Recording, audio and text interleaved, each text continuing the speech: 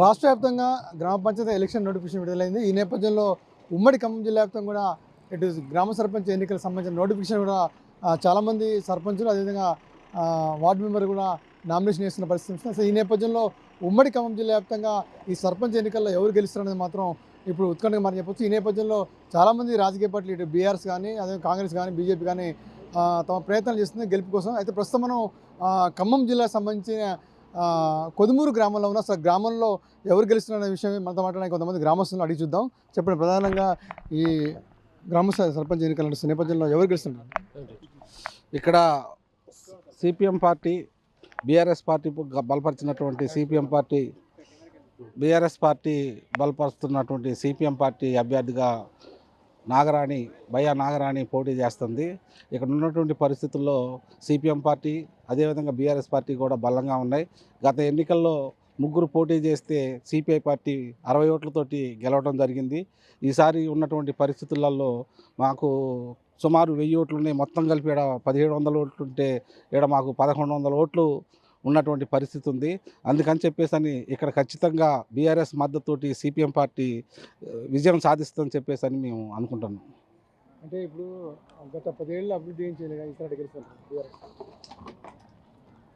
అభివృద్ధి ఎందుకు చేయలేదండి? బీఆర్ఎస్ చేసినటువంటి అభివృద్ధి జనానికి కనపట్టలేదా? ఇవాళ దళిత బంధు కానీ అదేవిధంగా రైతు బంధు, రకరకాల కేసీఆర్ కిట్లు ఇవన్నీ ఏమొస్తున్నాయి? ఇప్పుడు కాంగ్రెస్ పార్టీ ఏం చేసింది? ఒక బస్సు ఒకటి పెట్టింది తప్ప రైతులకు 2 లక్షలు రుణమాఫీ చేస్తానంది, అది కూడా సంపూర్ణంగా చేయలేదు.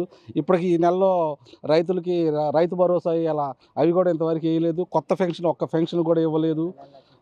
ఏం చేశారు కాంగ్రెస్ పార్టీ? అన్ని అమలు కాని వాగ్దానాలు చేసి వాళ్ళు రకరకాలుగా ప్రజల్ని మభ్యపెట్టి మోసం చేసి కాంగ్రెస్ పార్టీ అధికారంలోకి వచ్చింది తప్ప ఆ రోజుకు బీఆర్ఎస్ ప్రభుత్వం కేసీఆర్ గారు చేసినటువంటి అభివృద్ధి కార్యక్రమాలు ఈ రాష్ట్రంలో అందరికీ తెలుసు.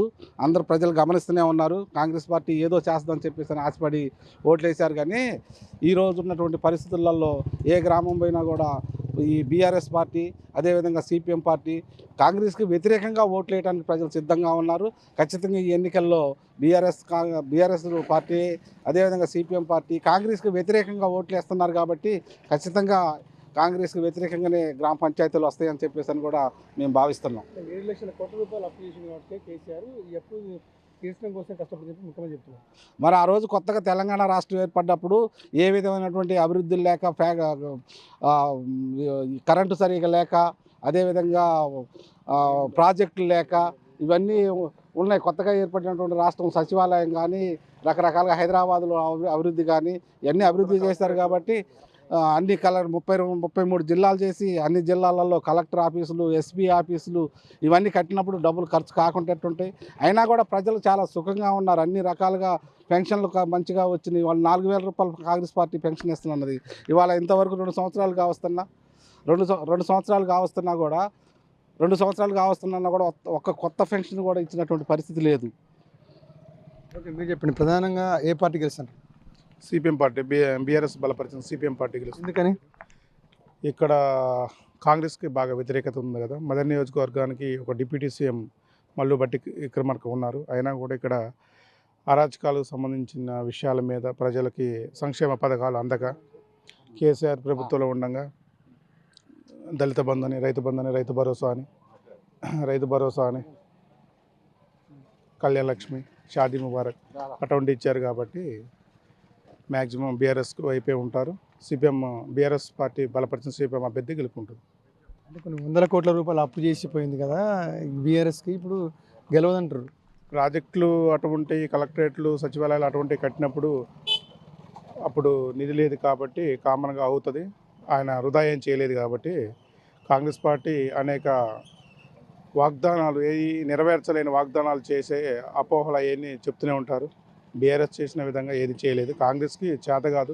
రాబోయే రోజుల్లో కూడా కాంగ్రెస్కి వచ్చే అవకాశం ఏం లేదు, ఉండదు కూడా.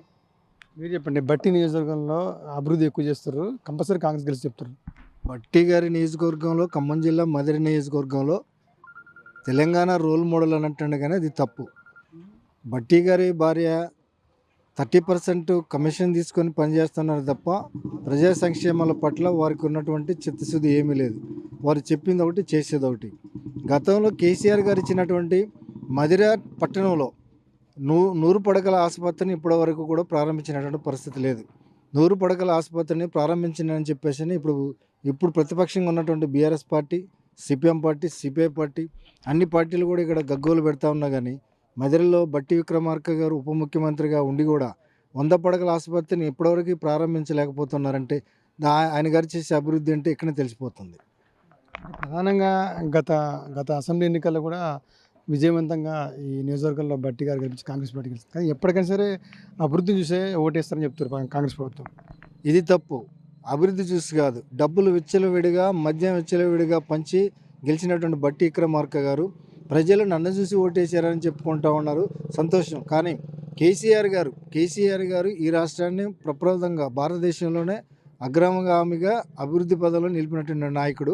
ఆయన్ని కాదని కాంగ్రెస్ పార్టీ మోసపూరితమైనటువంటి వాగ్దానాలను ముఖ్యంగా 6 గ్యారంటీలు అమలు చేస్తారని 6 గ్యారంటీల్లో ముఖ్యంగా 14 హామీలు అదేవిధంగా 420 హామీలు ఇచ్చి అవన్నీ నెరవేరుస్తారని ప్రజలను ఓట్లేశారు తప్ప కాంగ్రెస్ పార్టీని కానివ్వండి, కాంగ్రెస్ పార్టీ నాయకుడు బట్టి విక్రమార్క గారిని కానీ చూసి ఓట్లేదు.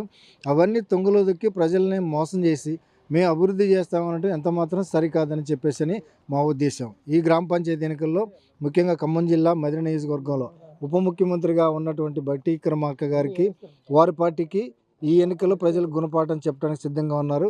వారికి ఇది ఖచ్చితంగా ఈ ఎన్నిక చేదనుభవం.